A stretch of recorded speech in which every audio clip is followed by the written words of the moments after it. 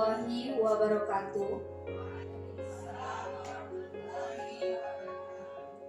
Alhamdulillah, alhamdulillahillazi hadana li hadza wa ma kunna linahtadiya laula an hadanallah. Asyhadu an la ilaha illallah wa asyhadu anna Muhammadar Rasulullah. Pertama sekali, marilah kita ucapkan puji syukur kepada Allah Subhanahu wa taala. Berkatnya, kita dapat berkumpul di ruangan pada siang yang cerah ini. Selanjutnya, sholawat berangkaikan salam kita ucapkan kepada Nabi Muhammad SAW dengan hentaran kata Allahumma sholli ala Muhammad wa ala ali Muhammad. Baiklah, yang sama-sama kita hormati Ibu Kepala SD Negeri 20 Berok Gunung Pangilun, yang sama kita hormati Bapak dan Ibu Guru SD Negeri 20 Berok Gunung Pangilun. Baiklah, pada siang hari ini kita berkumpul dalam rangka penerapan pemahaman budaya positif di SD Negeri 20 Berok Gunung Pangilun, yang mana akan disampaikan oleh salah satu calon guru penggerak angkatan 8, Ibu Sri Azizah Marsyah, SPDI MPD. Sebelumnya, kata sambutan yang akan disampaikan oleh Ibu Kepala Sekolah SDN 20 Berok Gunung Pangilun, yaitu Ibu Nurma Gusti SPD. Kepada Ibu, kami persilahkan.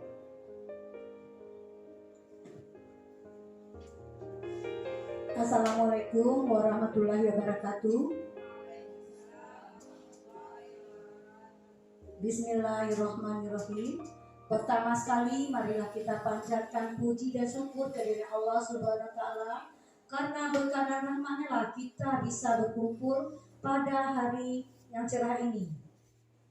Salawat beriring salam tak lupa kita aturkan kepada Nabi besar kita Muhammad SAW yang telah membawa kita kepada alam kebenaran dan kepintaran.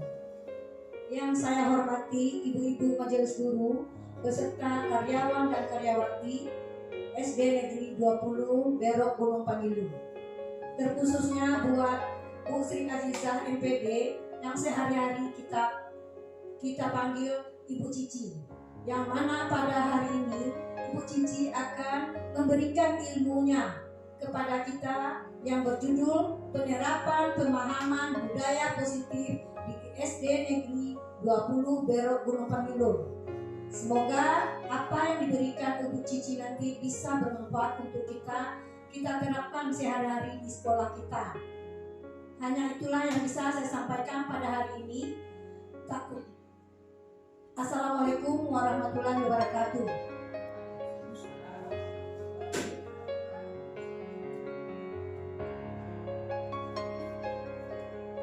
Baiklah, terima kasih kita ucapkan kepada Ibu Kepala SD 20 Berok Gunung Pangilun atas kata sambutan. Selanjutnya kita masuk ke kegiatan inti, yaitu penerapan pemahaman budaya positif di SD Negeri 20 Berok Pangilun, yang akan disampaikan langsung oleh Ibu Sri Azizah. Kepada Ibu dipersilakan.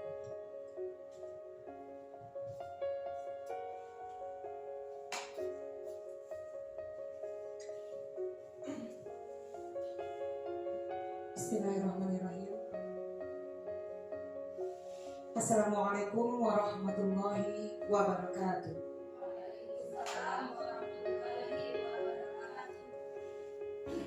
Hamdan wa syukran lillah, amma ba'du. Puji dan syukur tak pernah lupa kita ucapkan kehadirat Allah Subhanahu wa taala, karena berkat rahmat-Nya lah pada siang hari ini yang dapat dilihat kita diberi kesempatan untuk bisa berkumpul di salah satu ruangan di SD 20 Berok Gunung Pangilun. Berkat rahmat Allah, saya diperkenankan untuk berdiri di depan Bapak Ibu ini berbagi ilmu tentang budaya positif yang saya dapatkan selama pendidikan guru penggerak itu dari modul 1.4. Salawat dan salam tak lupa pula kita sampaikan kepada Nabi besar kita, yakni Nabi besar Muhammad SAW, yang sama-sama kita hormati Ibu Kepala Sekolah SD 20 Berok Gunung Pangilun yang pada siang ini memberi izin kepada saya untuk menyampaikan materi budaya politik ini. Intinya saya diberi kesempatan berbagi kepada rekan sejawat. Yang sama saya hormati Bapak-bapak, Ibu-ibu, Majelis Guru SD 20 Berok Gunung Pangilun yang sudah berkenan untuk hadir di sini meski sebenarnya ini adalah jadwal untuk pulang. Jadi walaupun berkenyang mata mengantuk, terima kasih sudah berkenan untuk menerima ilmu yang insya Allah saya bagikan kepada Bapak Ibu. Pada kesempatan ini Bapak Ibu perkenalkan, nah ini kesempatan perkenalan lagi ya. Ini merupakan salah satu tugas saya, yaitu di dalam modul 1.4 tentang budaya positif.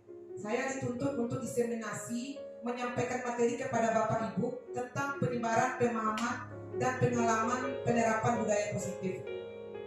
Saya Sri Aziza, CGP Angkatan 8. Yang jelas saya rekan Bapak Ibu.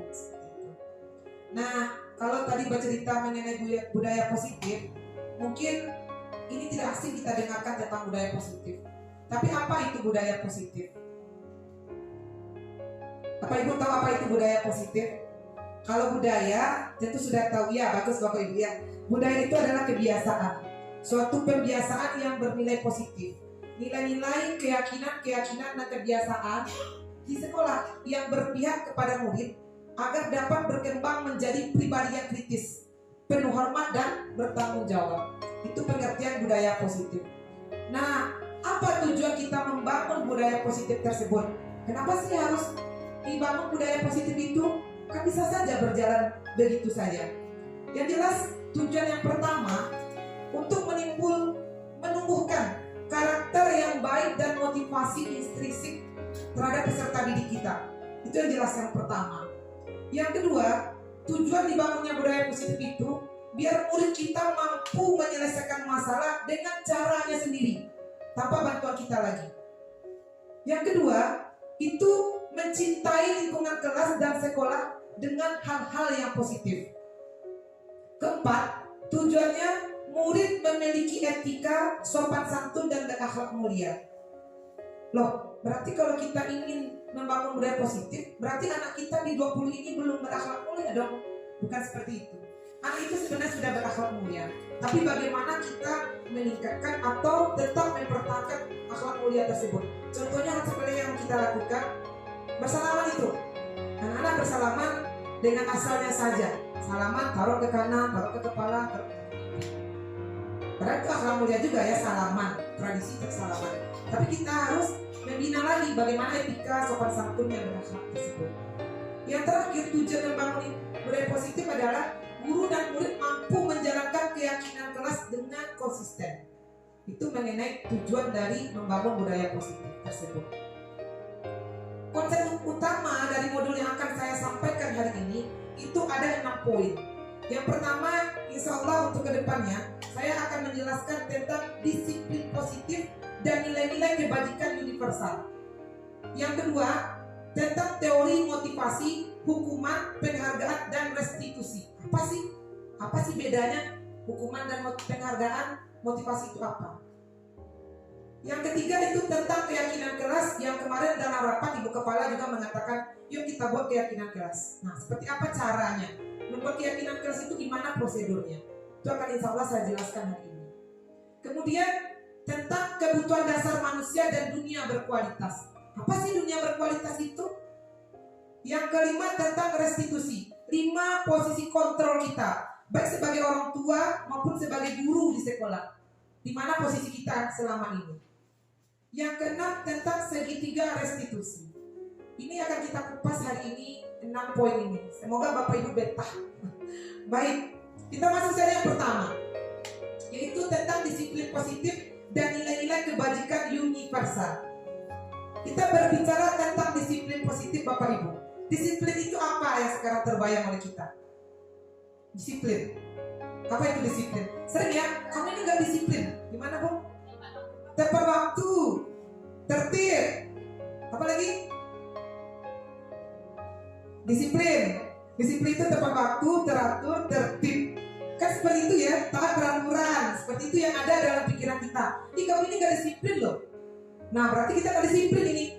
Nah, memang iya, kebanyakan orang akan menghubungkan kata disiplin dengan tata tertib, teratur, dan kepatuhan pada peraturan. Juga sering dihubungkan dengan hukuman. Padahal sungguh berbeda, karena belajar tentang disiplin positif tidak harus memberikan hukuman. Justru itu alternatif akhir, dan kalau perlu tidak digunakan sama sekali hukuman tersebut. Lalu apa itu disiplin? Nah, apa itu disiplin? Nah, disiplin itu berasal dari bahasa Latin disiplin, yang artinya belajar. Ki Hajar Dewantara dan Diana Gosen. Siapa itu Diana Gosen dan Ki Hajar Dewantara? Bagus, merupakan pakar pendidikan nasional. Kalau Diana Gosen dunia. Nah, menurut Ki Hajar Dewantara dan Diana Gosen, mereka mengartikan disiplin itu sebagai bentuk kontrol diri, yaitu belajar untuk mengontrol diri agar dapat mencapai suatu tujuan mulia. Tujuan mulia itu mengacu kepada nilai-nilai kebajikan universal. Itulah yang disiplin itu sebenarnya. Belajar bagaimana mengontrol diri, bukan teratur tertib. Lanjut. Nah, nilai-nilai kebajikan universal. Apa tuh nilai-nilai kebajikan universal? Nilai-nilai kebajikan adalah sifat-sifat positif manusia yang merupakan tujuan mulia yang ingin dicapai setiap individu. Nilai-nilai kebajikan yang ingin dicapai seluruh pelajar Indonesia yang kita kenal dengan profil pelajar Pancasila. Ini ya, P5. Masih ingat ya Bapak Ibu apa itu P5? Apa-apa saja? Bagus, terus? Ya. Ibu kepala lihat contekan Bapak Ibu. Kita nyanyikan ya Bapak Ibu. Pelajar Pancasila beriman dan bertakwa pada Tuhan yang esa dan berakhlak mulia, berkebinekaan global, gotong royong mandiri, kreatif dan bernalar kritis. Nah, inilah yang sekarang ini digaungkan, bagaimana nilai-nilai kebajikan itu menciptakan profil pelajar Pancasila yang enak ini. Ini yang akan kita tuntut dan kita inginkan, adanya disiplin positif tersebut melahirkan nilai-nilai kebajikan yang merupakan cita-cita pelajar seluruh Indonesia. Itulah yang P5 sekarang ini. Lanjut. Nah, nilai-nilai kebajikan universal sendiri berarti nilai-nilai kebajikan yang disepakati bersama. Lepas dari anak kita itu suku bangsanya, agamanya, bahasanya, maupun latar belakangnya.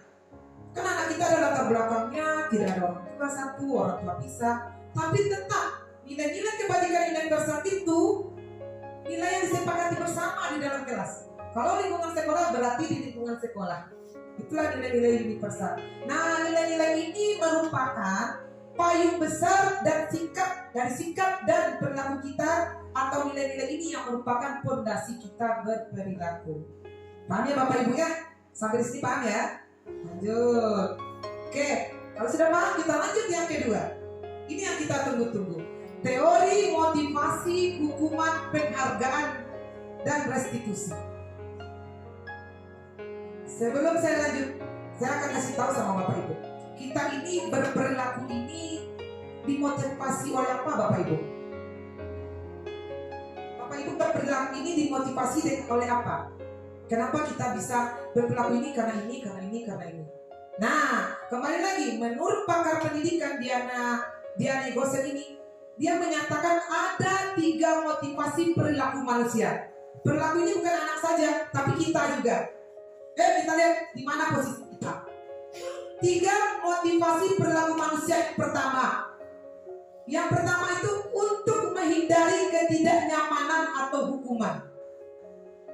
Artinya, ada orang yang mereka melakukan sesuatu, motivasi perilakunya itu untuk menghindari ketidaknyamanan dan hukuman. Biasanya, orang yang seperti ini akan bertanya begini, apa yang terjadi ya apabila saya tidak melakukan ini? Contohnya gini, saya dapat waktu datang ke sekolah. Kalau saya tidak tepat waktu, apa ya yang terjadi? Ditegur kepala sekolah enggak? Atau nanti sudah sebulan teman-teman melihat saya. Nah, ini salah satu yang memotivasi. Nah, kita di mana? Kita datang ngajar tepat waktu, keluar tepat waktu. Apakah masuk ke sini? Ini merupakan motivasi terendah. Kalau seseorang melakukan sesuatu hanya untuk menghindari ketidaknyamanan dan hukuman, nah ini motivasi yang terendah. Takut ditegur kepala sekolah. Anak melakukan ini, buat PR lah, nanti kena marah sama wali kelas. Ada perilaku anak seperti itu. Nah ya, yang kedua, motivasi manusia berperilaku itu adalah untuk mendapatkan imbalan atau penghargaan dari orang lain. Nah, ini motivasi yang tingkatnya lebih tinggi daripada yang pertama tadi. Artinya, orang yang seperti ini, dia itu akan bertanya seperti ini. Kalau saya melakukan ini, apa sih yang saya dapatkan? Orang yang motivasinya berperilaku seperti ini,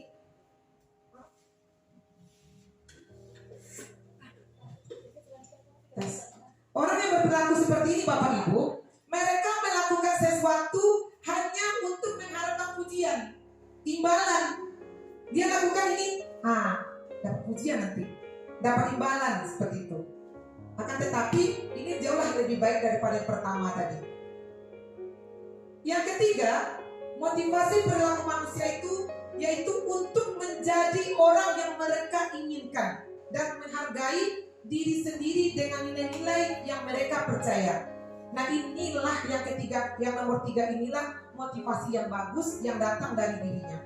Artinya dia datang tepat waktu, mengerjakan tugas, dia berpikir kayak gini. Nah, inilah diri saya. Dengan melakukan ini apa yang akan terjadi terhadap diri saya? Jadi dia melakukan itu ikhlas karena dirinya sendiri. Bukan karena dapat imbalan, bukan karena takut hukuman, tapi menghargai nilai-nilai yang ada pada dirinya. Ayo, di posisi mana kita sekarang? Nomor 1 kah? Nomor 2 kah? Atau nomor 3 kah kita berperilaku? 3 kata Ibu Kepala. Ya, 2 kata Ibu. Ya, kita jujur, ini kan ilmu selama ini kita kan nggak tahu ya. Kita baru tahu ternyata kita berperilaku selama ini. Oh, saya motivasi perilakunya untuk menghindari ketidaknyamanan. Oh, ternyata saya berperilaku seperti ini untuk mendapatkan imbalan atau pujian. Kebanyakan anak-anak di kelas itu hanya nomor 2. Mereka rajin tepat waktu biar nanti dipuji sama guru. Mengumpulkan sampah sebanyak-banyaknya biar dapat pujian. Mudah-mudahan kita bagian dari nomor 3 ini. Kita melaksanakan tugas sebagai seorang guru dan siswa juga seperti itu adalah untuk menjadi orang yang kita inginkan, untuk harga diri sendiri. Baik, kita lanjut ya Bapak Ibu. Sekarang hukuman versus konsekuensi. Pernah dengar kata hukuman ya Bapak Ibu ya? Apa bedanya? Hukuman dengan konsekuensi. Nah, apa itu Bu? Hukuman. Hukuman datang dari anak sendiri. Apa lagi Bu? Hukuman itu apa? Konsekuensi itu apa? Nih, anak ini melakukan salah nih, kasih hukuman. Nah, kamu tidak sesuai dengan kesepakatan, kamu dapat lakukan konsekuensinya. Nah, jadi apa bedanya hukuman dengan konsekuensi?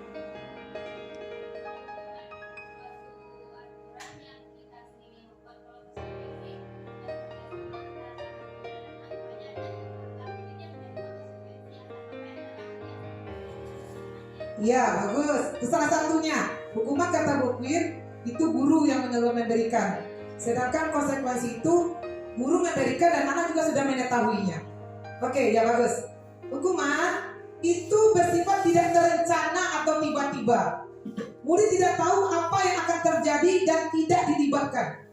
Ya kan ya Bapak Ibu ya? Kita kasih hukuman kan gak dadakan. Kita sedang ngajar, anak-anak datang aja. Kita lagi menerangkan 1 jam pembelajaran, datang. Terus kita kasih aja hukuman keliling lapangan. Nah, itu kan hukuman menurut kita. Nah, ada lagi. Hukuman itu apa? Ya, betul. Dia bersifat satu arah. Artinya dari pihak guru yang memberikan dan murid hanya menerima suatu hukuman tanpa melalui suatu kesepakatan atau pengarahan dari pihak guru, baik sebelum atau sesudahnya. Paling kalau dia hukum, kamu lari 2 lingkaran karena terlambat. Ya udah, anak ngawos ya kan. Nah, dia lari aja. Nah, itu hukuman.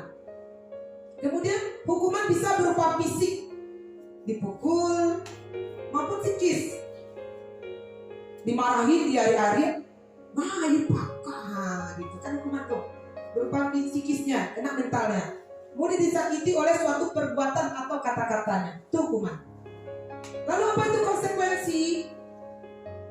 Konsekuensi itu sudah terencana atau sudah disepakati, sudah dibahas dan disetujui oleh murid dan guru. Misalnya, saya pelajaran PAI, PR harus dikerjakan sama ibu. Kalau tidak buat PR, nanti ibu panggil orang tuanya. Nah, itu kan sudah tahu anak-anak. Nah, nanti ternyata dia tidak membuat PR. Nah, dia tahu konsekuensinya apa. Tahu, nggak mengerjakan tugas, nanti kata ibu, pasti awal semester, berdiri di belakang saja mengerjakan tugasnya. Itu konsekuensi. Berarti intinya, konsekuensi ini sudah diketahui oleh anak. Yang kedua, umumnya bentuk-bentuk konsekuensi itu dibuat oleh pihak guru atau sekolah. Dan murid sudah mengetahui sebelumnya konsekuensi yang akan diterima bila ada pelanggaran. Yang terakhir, konsekuensi itu, pada konsekuensi murid tetap dibuat tidak nyaman dalam jangka waktu yang pendek saja. Itulah konsekuensi. Oke, kita tes dulu. Nah, ini ada nih. Penghargaan itu ada sisi negatifnya. Disebut dengan hukuman jadinya penghargaan. Yang mana penghargaan itu akan menurunkan kualitas. Penghargaan itu akan mematikan kreativitas. Dan penghargaan itu mengurangi motivasi intrinsik. Bagaimana ini maksudnya Bapak Ibu? Kita kasih anak-anak pujian, kita kasih hadiah, ternyata itu adalah hukuman loh, sisi positif negatifnya. Kenapa bisa dikatakan seperti itu? Tahu Bapak Ibu kenapa? Salah satunya itu di kurikulum Merdeka dihilangkannya ranking pada siswa. Kan nggak boleh ada ranking juara-juara. Kenapa? Itu kan satu penghargaan tuh. Dipanggil ke depan, juara 1 Queen Mona Lisa dari kelas 4. Diumumkan tuh di lapangan tuh. Itu kan penghargaan tuh. Dikasih hadiah. Kenapa penghargaan itu? Akan tetapi itu dijatuhkan sebagai hukuman menurut pakar pendidikan. Kenapa? Nah, karena itu tidak efektif. Kenapa tidak efektif? Karena nanti anak-anak akan berjuang hanya untuk mendapatkan penghargaan itu. Sementara anak-anak yang lain, mereka pun punya kelebihan sendiri-sendiri. Jadi pikirnya, loh, saya bisa juga seperti dia. Sehingga inyo semak jalan. Anak-anak nggak mau lagi dia kreatif lagi. Karena yakin ya anak itu saja. Makanya dihilangkanlah dalam kurikulum Merdeka sistem perankingan Bapak Ibu. Itu tujuannya. Karena sisi negatif dari penghargaan itu adalah hukuman jadinya. Nah, saya juga bertanya seperti itu. Kadang-kadang saya mengajar itu harus bawa hadiah dulu. Karena berpikir itu efektif menurut saya. Karena dengan begitu anak termotivasi gitu kan. Ada perdebatan dalam ruang kolaborasi. Untuk anak SD itu sangat efektif sekali. Kalau tidak seperti itu anak-anak tidak terpicu gitu. Kan tetapi penghargaan tersebut efek negatifnya ya jadi hukuman bagi anak-anak yang lain. Ya, bagi anak yang lain. Makanya untuk kurikulum mereka perankingan dihilangkan. Jadi anak itu ada juara 1, juara 2 sampai juara sebanyak kelas. Jadi anak tetap, nilai saya sebegini. Inilah kemampuan saya. Jadi nanti juga nggak tahu rapor temanya seperti apa. Kita juga tidak boleh mengumumkan, jangan paling inci nilainya, terakhir jangan, nggak perlu. Itu tujuannya. Bapak Ibu sudah paham ya tentang hukuman dan konsekuensi. Coba kita tes. Kalau seperti ini masuk ke mana ini Bapak Ibu? Mencatat 100 kali di dalam buku kalimatnya saya tidak akan terlambat lagi. 100 kali itu diulang-ulang. Karena terlambat ke sekolah. Ini masuk ke hukuman apa konsekuensi? Ya, bagus. Ini masuk kepada hukuman. Yang kedua, lari menyeliling lapangan basket 2 kali karena terlambat hadir di sekolah. Hukuman apa konsekuensi?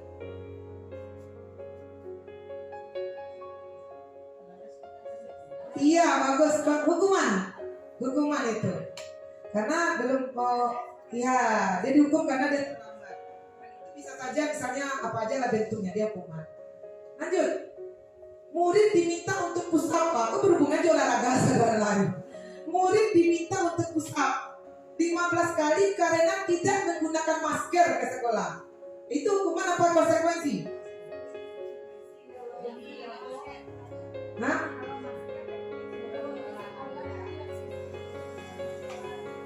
tapi kan nggak ada peraturannya. Tidak memakai masker ya udah nggak ada di pesawat. Itu termasuk kepada hukuman. Iya, hukuman. Nah, bagaimana dengan ini? Mengganti kertas tugas teman yang telah dicoret-coret. Mana maksudnya, Bu? Iya, anak pasti tahu kalau dia sudah coret-coret kertas temannya, pasti akan ada dia akan didapat konsekuensinya. Dia kan tahu kan? Itu namanya konsekuensi. Membersihkan tumpahan air di meja tulis karena tersenggol pada saat belajar. Ya, konsekuensi. Nih, murid disuruh untuk tidak mengenakan sepatu seharian di sekolah karena tidak mengenakan sepatu hitam. Kan sering itu anak kita ya, tapi hukuman nggak boleh pakai apa lagi, nggak usah pakai sepatu karena tidak mentaati peraturan sekolah pakai sepatu hitam. Itu masuk hukuman. Kenapa? Kan nggak ada peraturan sekolah, kecuali sudah ada peraturan sekolah. Kan anak kelas kita aja. Kenapa pakai sepatu putih? Nah, kamu nggak pakai sepatu hitam ya? Guru mikir, loh ini apa ya hukumnya kasar? Ya udah, kamu nggak usah pakai sepatu aja seharian. Nah, kan dadakan aja itu tidak terencana. Nah, itu udah termasuk kepada hukuman. Nah ini nih. Nah, lari mengelilingi lapangan basket 2 kali karena terlambat 10 menit untuk pelajaran PJOK nih, gimana nih, Bu? Iya, kenapa konsekuensi? Iya, karena di pelajaran PJOK mungkin sudah ada kesepakatan kata Bu Puspa. Kalau terlambat lari, nah tahu. Nah ini masuk kepada konsekuensi. Bagus. Ternyata guru SD 10 udah pintar-pintar, Bu. Hah? Tepuk tangan dulu. Oke. Luar biasa. Selanjutnya mengenai ini keyakinan kelas lagi yang sering digembar-gembor sama ibu kepala supaya wali kelas ini membuat keyakinan kelas. Tapi kita harus tahu dulu apa itu keyakinan atau keyakinan kelas ini apa. Mengapa tidak peraturan di dalam kelas? Mengapa harus keyakinan? Kan bisa saja kan kita buat peraturan kelas kita apa? Kenapa harus dibuat yang namanya keyakinan kelas? Kenapa Bapak Ibu? Membuka bacaannya kita buka dulu soalnya. Sama nih, mengapa kita memiliki peraturan harus menggunakan helm bila mengendarai roda 2? Mengapa? Ya bagus, demi keselamatan diri. Kalau kita beko kepalanya pecah kalau jatuh atau bagaimana. Sama dengan ini tadi, mengapa kita memiliki peraturan tentang penggunaan masker dan mencuci tangan setiap saat? Penyakit, berarti intinya kesehatan. Nah, ini peraturan ya Bapak Ibu ya. Ini peraturan semuanya kok. Nih, ini semuanya peraturan. Jadi inti dari semua ini menggunakan helm bila mengendarai kendaraan roda 2, memiliki peraturan tentang penggunaan masker. Ini kan peraturan semuanya. Nah, peraturan ini supaya apa? Keselamatan, kesehatan, ketertiban. Nah, ini dia.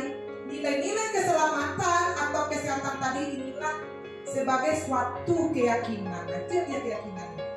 Yaitu nilai-nilai kebajikan universal yang disepakati secara tersirat dan tersurat, lepas dari latar belakang suku, negara maupun agama dan bahasanya. Itulah disebut keyakinan. Jadi dia tersirat dan tersurat, ada yang dituliskan. Tapi kalau berupa tadi tidak boleh makan di dalam kelas, itu merupakan peraturan. Kita lanjut. Nah, apa itu keyakinan kelas? Keyakinan kelas itu merupakan metode untuk menimbulkan kembali disiplin positif yang didasari oleh motivasi dalam diri. Implementasi keyakinan kelas dilatar belakangi oleh masih ditemukan beberapa murid atau peserta didik yang masih diingatkan untuk melakukan tindakan kebaikan. Ini masih kita temukan di kelas kita anak-anak yang perlu kita ingatkan lagi. Karena tidak semua anak-anak kita menaati peraturan atau disiplin. Itulah keyakinan kelas. Sekarang bagaimana prosedur membuat keyakinan kelas tersebut? Yang pertama, mempersilahkan warga sekolah atau siswa untuk bercurah pendapat tentang peraturan yang perlu disepakati. Intinya gini, ibu-ibu di dalam kelas, nah kita coba dalam kelas. Jadi dalam kelas itu, ibu-ibu minta kepada siswanya membuat peraturan apa yang tidak boleh ada di dalam kelas ini. Nanti anak akan buat seperti yang saya buat itu. Itu masih berupa peraturan. Nanti akan ada anak buat, tidak boleh berbicara di dalam kelas, tidak boleh buka sepatu, tidak boleh makan di dalam kelas, ya tidak boleh ya menjaga kebersihan ruangan, tidak boleh membuang sampah sembarangan. Kita kumpulkan dulu itu Bapak Ibu. Bapak Ibu boleh menulisnya di papan tulis, boleh juga memakai stick note seperti itu. Boleh, kumpulkan dulu peraturan-peraturan yang telah dibuat oleh anak-anak tadi. Itu baru peraturan. Pancing mereka apa saja peraturan yang perlu kita lakukan di dalam kelas kita ini. Bu, tidak boleh baca huruf Bu, tidak boleh sebut nama orang tua Bu. Itu baru peraturan. Itu yang pertama kita lakukan untuk membuat keyakinan kelas. Yang kedua, mencatat semua masukan itu. Seperti yang saya katakan tadi, catat boleh atau tulis di kertas besar atau kertas poster, ukuran poster. Bisa juga kertas cat gitu. Nah, kita biar bisa seluruh anak-anak itu melihat apa yang mereka buat. Nggak usah pakai nama. Kalau pakai nama juga boleh. Buat dulu. Sudah dibuat, kemudian anak-anak, oh ini nggak boleh ini ya, oh nggak boleh ini ya. Nah itu yang keduanya. Yang ketiga, susun peraturan tersebut dulu. Disusun. Oh ini bagian tidak boleh makan, tidak boleh minum, kita susun. Oh ini sebelah sini. Kalimat-kalimat yang, nah setelah disusun, itu kan kalimat negatif semua itu. Tidak boleh ini, tidak boleh itu, tidak boleh buang sampah, tidak boleh buka sepatu, itu kan negatif. Kita ubah kalimat negatif itu menjadi kalimat positif. Bagaimana contohnya? Tidak boleh membuka sepatu selama belajar di kelas 5. Kalau kita ubah menjadi kalimat positif gimana? Bagus, selama belajar memakai sepatu. Tidak boleh makan di dalam kelas. Kita ubah. Nah, makan diperbolehkan di jam istirahat. Kan diubah kalimatnya, hilangkan kata tidak boleh. Tidak boleh berkata-kata kasar. Iya, bagus, berkata harus dengan sopan. Kita ubah. Sesudah kita dapat peraturan, kita ubah lagi kalimat tersebut menjadi kalimat positif. Setelah itu apa kita lakukan? Kita kelompokkan lagi. Nah, ini yang selanjutnya.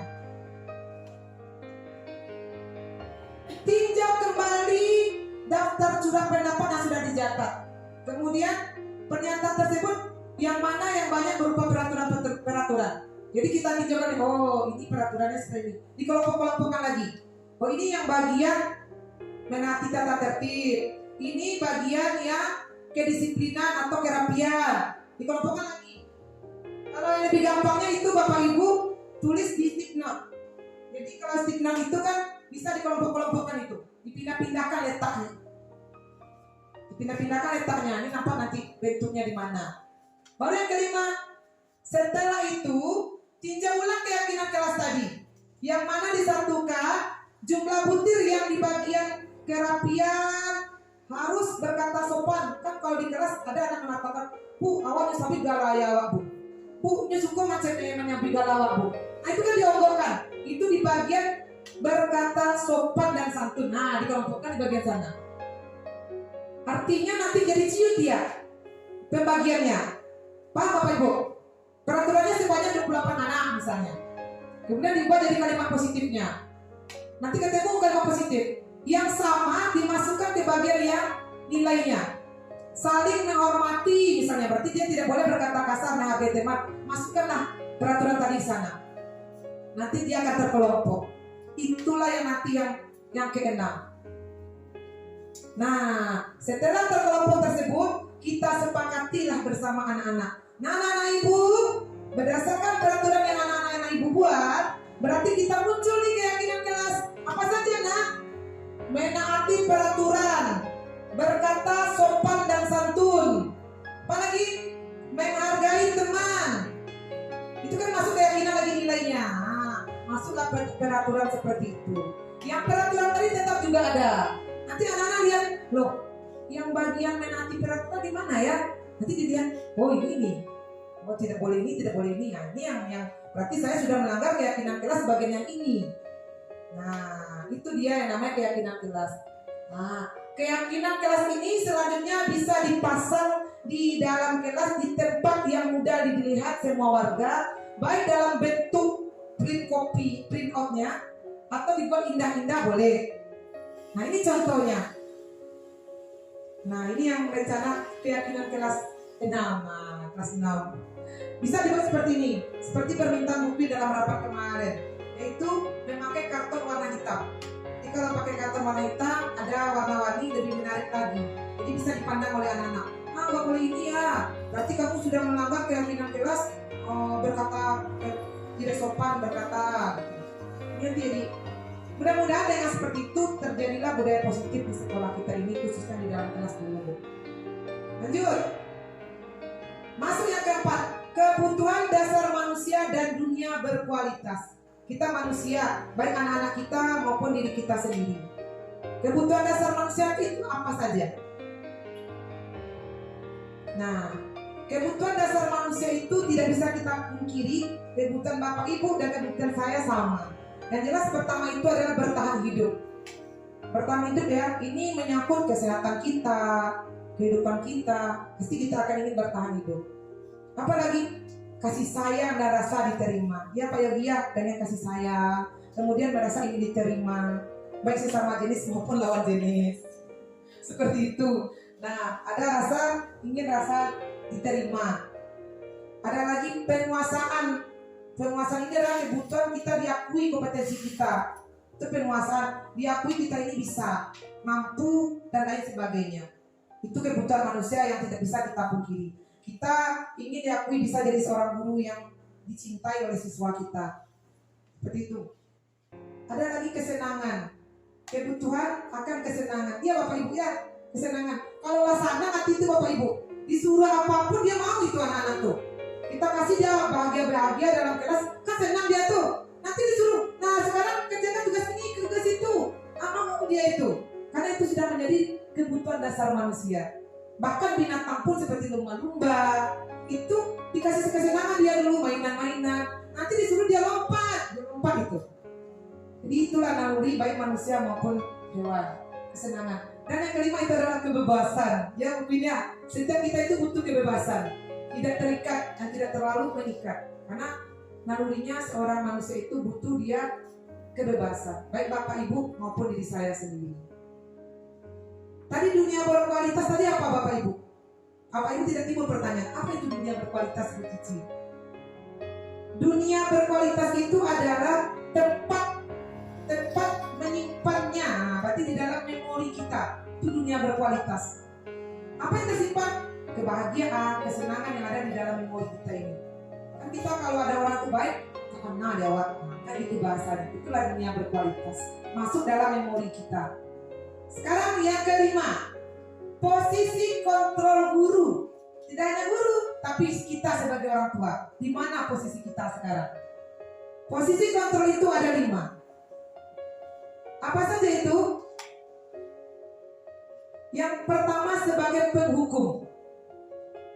Apa kita sebagai penghukum? Nah Bu Cici, itu penghukum itu pasti polisi itu mah. Apakah enggak? Padahal kita sering loh anak-anak terlambat kita jewer, kita cubit, ada kali. Atau misalnya 1 kali 2 kali nggak mau didengar kita ambil bro, kita pukul kakinya. Kita lihat, ada lagi posisi kontrol kita itu sebagai seorang guru atau orang tua, itu sebagai pembuat rasa bersalah. Kemudian ketiga sebagai teman. Nanti kita bedakan. Ada sebagai pemantau saja, geli-geli saja cari jawab saya. Ada lagi sebagai manajer. Kita lihat apa perbedaannya berdasarkan motivasi tadi. Ini dia. Bisa Bapak Ibu lihat? Motivasi itu ada sebagai menghindari hukuman, mengharapkan imbalan atau ketergantungan pada orang lain, dan menghargai diri sendiri. Ini yang posisi motivasi perilaku yang sangat bagus, sukses. Nah, kita bedakan. Kalau posisi kontrol kita itu sebagai seorang penghukum, guru yang sebagai penghukum itu dia akan berbuat seperti apa? Menghati-hati. Jangan lupa. Nah, menghati-hati, atau menunjuk-nunjuk, menyakiti, bahkan menyindir. Kalau dia sebagai penghukum, suka hari-hari nunjuk-nunjuk atau menyakiti anak, itu penghukum tuh. Nah, guru itu akan selalu berkata kalau dia sebagai penghukum, kalau kamu tidak melakukan kos ya, atau rasakan, nah kayak gitu. Itu orang penghukum tuh. Kalau dia keluar kata-kata seperti itu, berarti posisinya adalah sebagai penghukum. Hasilnya apa? Anak kita atau siswa kita akan memberontak, menyalahkan orang lain, bahkan berbohong. Tuh, kaitannya dengan dunia berkualitas dalam memori penyimpanan itu, murid tersebut akan meletakkan guru di luar dunia berkualitasnya. Apapun dalam hatinya, atau dalam pikirannya. Karena kita sering menghukum. Nah, murid akan berkata apa? Biarkan saja, nanti juga marah-marah lagi. Atau anak-anak acok berang-berangan, hukum-hukum, dia pasti akan berkata gitu. Biarin aja lah, mama tuh nanti juga dia akan bosan sendiri aja. Atau murid bilang, biasalah bu cici itu berang-berang sama, dia nggak masuk dia dalam memorinya. Dampaknya pada peserta didik murid kita, itu dia akan mengulangi lagi kesalahannya. Karena sering dihukum kan anak murid kan cuma itu tuh, dia akan tetap melakukannya. Kalau posisi kontrol kita sebagai pembuat rasa bersalah, itu guru tersebut akan berceramah dan mengatakan, berceramah saja. Guru itu akan mengeluarkan kata-kata begini, kamu seharusnya, kamu sudah tahu, ibu lelah sekali loh mengatakan ke kamu, ibu kecewa dengan kamu. Nah itu biasanya kata-kata yang keluar bagi posisi kontrolnya adalah sebagai pembuat rasa bersalah. Bila panik ibu mah, ibu. Nah tuh posisi kontrol kita adalah sebagai pembuat rasa bersalah. Tuh rasa anak-anak akan merasa apa? Itu dia. Pasti dia akan merasa gini, maafkan saya ya bu. Nah, tapi anak ini akan meletakkan gurunya di dalam dunia berkualitas karena rasa bersalahnya tadi ke gurunya. Dan anak tadi akan merasa rendah diri karena dia merasa telah menyakiti gurunya. Kan kebanyakan kita ada juga guru yang seperti itu. Dia tadi ibu sama ibu, lapannya ibu ngajar, dan jua waduh. Nah itu posisi kita adalah sebagai pembuat rasa bersalah. Ada lagi yang ketiga sebagai teman. Bagaimana guru yang posisinya sebagai teman, dia akan membuat alasan-alasan untuk muridnya. Kawan nak, kata-katanya, ayolah lakukanlah yang ibu. Baiklah pertua, masa kamu tidak mau? Ingatlah, ibu pernah bantu ini. Itu sebagai teman tuh. Nah, hasilnya nanti peserta didik akan ketergantungan. Tetapi nanti peserta didik akan meletakkan gurunya sebagai orang yang sangat penting di dunia berkualitasnya. Karena dia rasa guru itu temannya. Nah, murid akan berkata, saya pikir bapak ibu teman saya. Ternyata kalau dia kecewanya dia akan seperti itu kata-kata akan keluar. Karena dia jangan, ibu kalau kawan-kawan, ternyata ibu berang ya, dia penghukumnya. Dia akan berkata seperti itu, ternyata ibunya kayak gini nih. Hasilnya dampak bagi peserta didik, dia akan lemah, tidak mandiri dan tergantung kepada kita. Itu kalau dia sebagai teman. Yang keempat itu posisi kontrol sebagai pemantau. Orang pemantau itu akan menghitung-hitung. Pasti dia kalau marah, apa peraturannya? Kenapa kamu tidak mengikuti dan tidak buat PR? Orang pemantau seperti itu. Nah hasilnya dia akan menyesuaikan diri anak tersebut bila diawasi saja. Butuh bukuin di bawah. Mulai menyesuaikannya, rapi duduknya. Karena nanti akan dipantau oleh gurunya. Itu kalau posisi kontrol guru sebagai pemantau. Murid akan meletakkan guru peraturan dan hukumannya di dunia berkualitas. Katakanlah ada anak tuh peraturan guru tadi. Nah, dampak pada murid menitiberkan pada sanksi atau hadiah untuk dirinya. Karena dia mulai berperilaku, karena dipantau, dia akan mengharap imbalan. Lanjut, yang terakhir, posisi kontrol guru atau kita sebagai orang tua itu adalah sebagai manajer. Apa itu manajer? Dia mengajukan pertanyaan-pertanyaan. Anak berbuat salah, nanti akan keluar kata-kata dari guru. Apa yang kita yakini nak? Apa yang bisa kamu kerjakan untuk memperbaiki masalah ini? Jadi bukan kita yang memojokkan dia, tapi tanya lagi ke dia. Lebih banyak bertanya. Itu seorang manajer. Lalu hasilnya dia akan menguatkan pribadinya. Oh berarti butuh diserahkan kawat tuh. Nah murid mulai meletakkan dirinya sebagai individu yang positif dalam dunia berkualitas. Murid akan berkata, bagaimana caranya bisa memperbaiki keadaan. Karena dia tidak dipojokkan. Karena permasalahan yang terjadi kepada dirinya diserahkan lagi kepada dia. Dampak pada murid, dia akan mengevaluasi diri bagaimana cara memperbaiki dirinya. Dari semua ini Bapak Ibu, yang mana yang bagus? Posisinya gak ada yang bagus. Bapak Ibu di bagian yang mana ini? Apakah sebagai penghukum? Sebagai pembuat rasa bersalah? Apakah sebagai teman? Apakah sebagai pemantau? Atau sebagai manajer? Baik di rumah bersama anak-anak maupun sebagai guru di dalam kelas. Ya, bagusnya ini adalah ini. Identitas yang berhasil dalam kontrol diri adalah sebagai manajer. Kita tidak menghukum, kita tidak menyalahkan, kita tidak juga membuat mereka merasa ketergantungan, adalah sebagai manajer. Kita tes Bapak Ibu. Coba Bapak Ibu perhatikan nih pernyataan-pernyataan ini.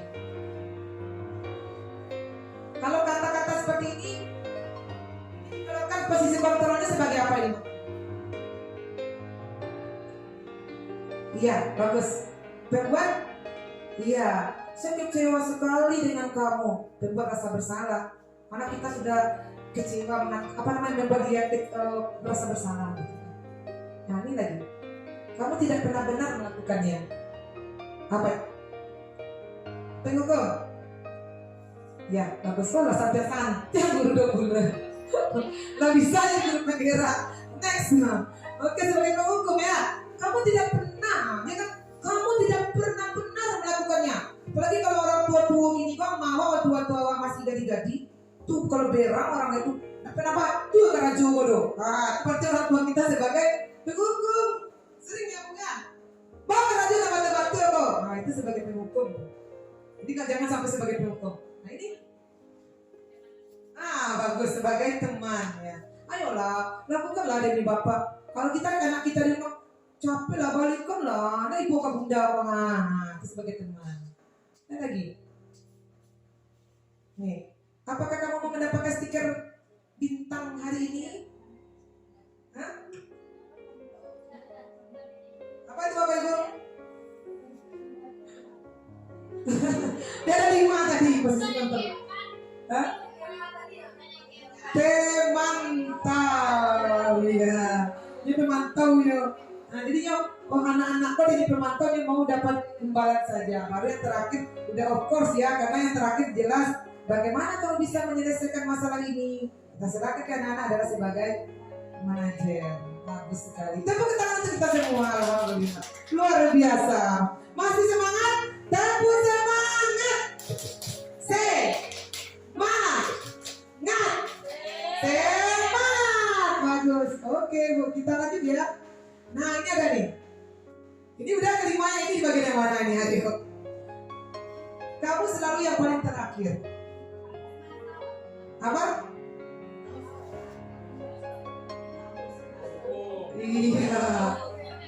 Iya bagus, kata-kata ini ya. Sikis ini larinya. Kamu selalu yang terakhir. Anak awal terlalu hamdan ini sini Hidayat. Baru awal terlalu panjangnya terakhir. Ternyata kita posisi kita sebagai penghukum ternyata. Saya baru tahu Bapak Ibu setelah pelajari modul ini. Oh ternyata saya sebagai penghukum loh. Kadang sering ya, capek lah Julio, saya terakhir kali. Nah, itu kita sudah menjadi posisi kontrol kita sebagai penghukum. Nggak tahu ya Bapak Ibu ya. Nah, bagaimana selanjutnya? Oke. Nah, sekarang ini yang terakhir pembahasan kita adalah segitiga restitusi. Pernah dengar Bapak Ibu? Kalau segitiga, of course lah Bapak Ibu ini tahu segitiga seperti apa. Dan jelas segitiga itu ya seperti ini ya. Nah, itu segitiga. Nah, segitiga restitusi ini dia ada. Apa itu segitiga restitusi ini? Nanti ada dia. Dia akan menstabilkan identitas, validasi tindakan yang salah, dan menanyakan keyakinan. Ini bagaimana kita menyelesaikan permasalahan yang terjadi di dalam kelas kita. Bahasa Lamobawa menyelesaikan masalah di kelas kita. Ini. Sebelum itu kita katakan apa itu restitusi. Kalau segitiga udah tahu tadi bentuknya. Sekarang apa itu restitusi? Nah, restitusi adalah proses menciptakan kondisi bagi murid untuk memperbaiki kesalahan mereka sehingga mereka bisa kembali kepada kelompok mereka dengan karakter yang lebih kuat. Restitusi juga merupakan proses kolaboratif yang mengajarkan murid untuk mencari solusi untuk masalah mereka dan membantu murid berpikir tentang orang seperti apa yang mereka ingin menjadinya. Nah, jadi bagaimana dia ada masalah, tapi kita berkolaborasi bersama murid tersebut, bagaimana dia sendiri bisa menjadi apa yang dia inginkan. Dakwah mengakilinya oleh itu segitiga. Bagaimana caranya Bu Cici untuk segitiga restitusi ini? Nah, seperti yang segitiga tadi, adapun ciri segitiga restitusi itu ada 9. Pertama, bukan untuk menebus kesalahan, namun untuk belajar dari kesalahannya. Kita tidak mengukur kesalahan dia, tapi bagaimana dia belajar dari kesalahannya. Itu ciri restitusi. Yang kedua, memperbaiki hubungan. Yang ketiga, tawaran, bukan paksaan. Yang keempat, restitusi menuntut untuk melihat ke dalam diri anak atau ke dalam diri orang yang bermasalah. Kelima, restitusi mencari kebutuhan dasar yang mendasari tindakan. Keenam, restitusi diri adalah cara yang paling baik. Ketujuh, restitusi fokus pada karakter, bukan tindakan. 8.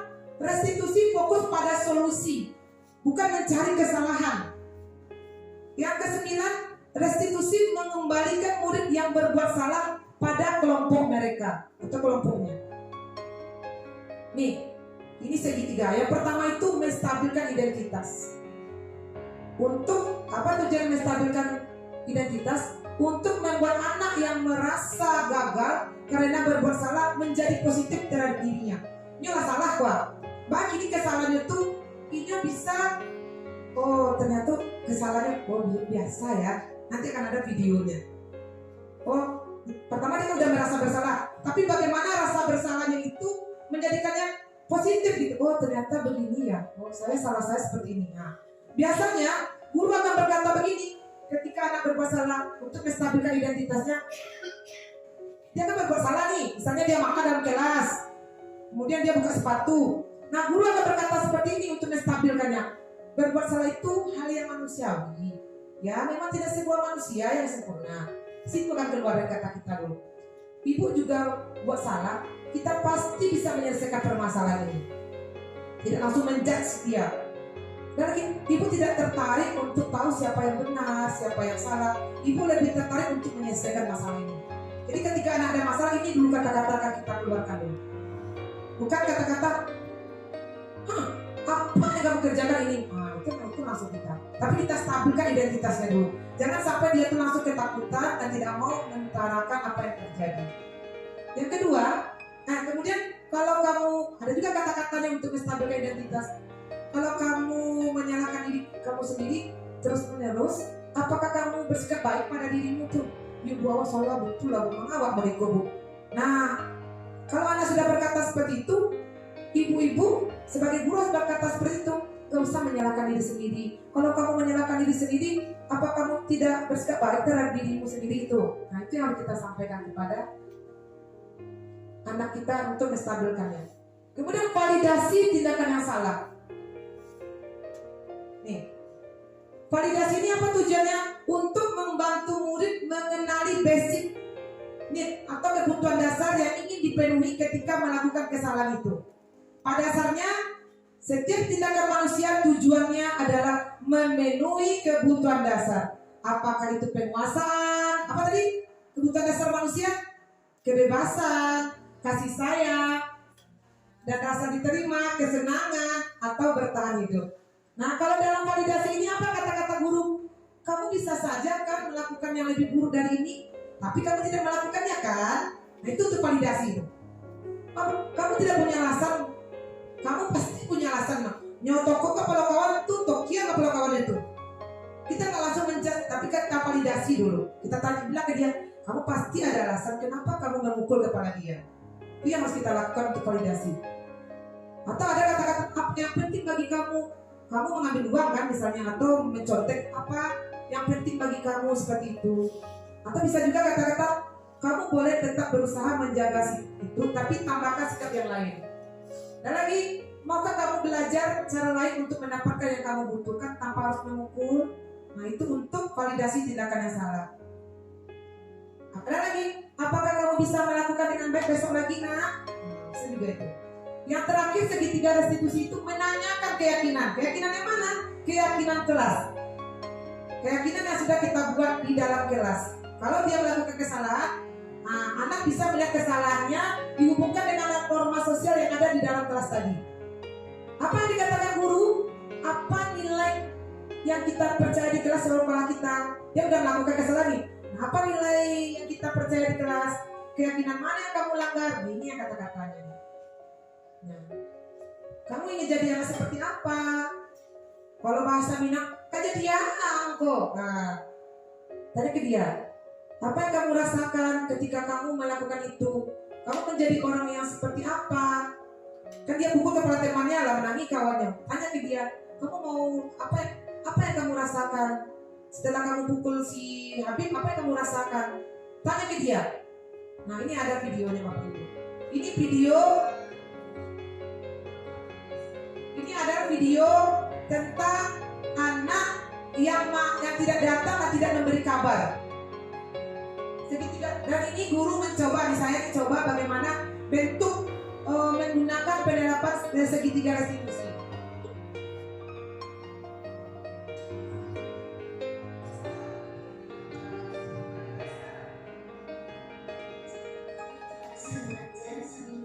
Oh, yang makan ya. Kalau saya makan di kelas itu, pelajaran itu perbuatan tidak ada masalah. Mesti tahu kalau makan itu adalah kebutuhan kita. Kita harus tahu kapan dan di mana kita boleh makan. Memang tadi pagi Esa tidak sarapan. Kenapa tidak sarapan? Karena Esa melaksanakan setelah dari semuanya. Oh, kok terlambat? Memang Esa kamu jam berapa mana? Jam 7 kurang, jadi harus pergi Esa langsung ke sekolah. Nah, bagus. Yang Esa lakukan itu bagus. Cepat ke sekolah biar tidak terlambat. Nah, sekarang Cici mau tanya, apa Esa masih ingat keyakinan kelas kita? Masih Bu, Apa itu Esa? kita harus menghargai orang lain dan diri sendiri. Nah, menurut Esa, makan di dalam kelas itu termasuk menghargai orang lain dan diri sendiri. Tidak Bu, maafkan Esa ya Bu. Nah, saya hari ini kita tidak mencari siapa yang benar dan tidak mencari kesalahan. Tetapi kita mencari bagaimana solusinya Esa tidak lagi makan di dalam kelas. Kalau begitu Esa akan makan dulu di rumah sebelum berangkat ke sekolah Bu. Jangan cepat, bangun pagi. Bagus, menurut Esa kapan itu Esa bisa bangun pagi, sarapan pagi, itu kapan bisa Esa lakukan? Insyaallah besok ya Bu. Oke, mantap, alhamdulillah. Mudah-mudahan Esa bisa menjadi anak yang disiplin, mengikuti pelajaran dan tidak lagi makan di dalam kelas. Oke Esa, terima kasih ya.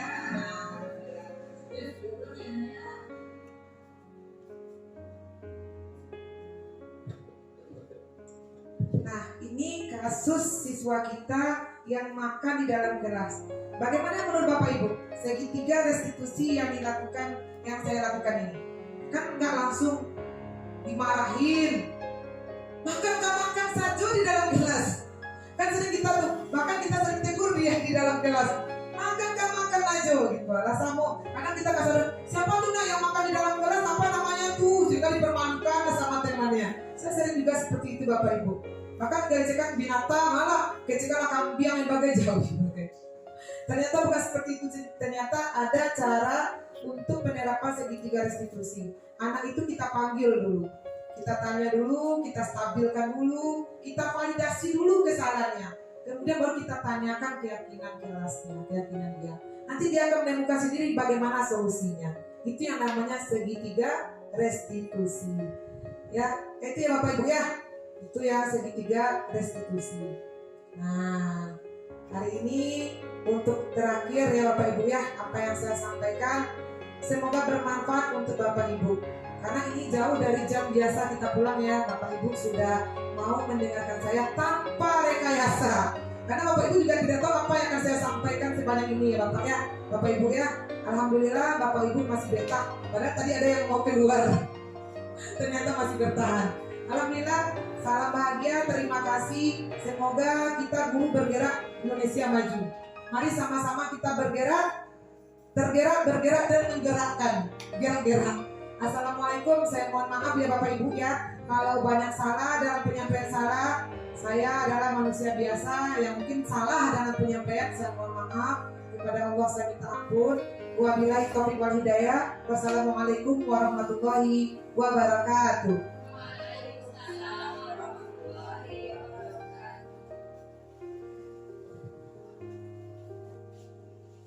Baiklah, mungkin dengan diberinya materi dari salah satu teman sejawat kita Ibu Cici tentang penerapan pemahaman budaya positif, semoga kita semua selaku guru di SDN 20 Bero Unung Panilut bisa menerapkan budaya positif bagi siswa kita. Amin. Baiklah, saya selaku pembawa acara pada siang hari ini. Kalau ada yang salah, saya mohon maaf. Assalamualaikum warahmatullahi wabarakatuh.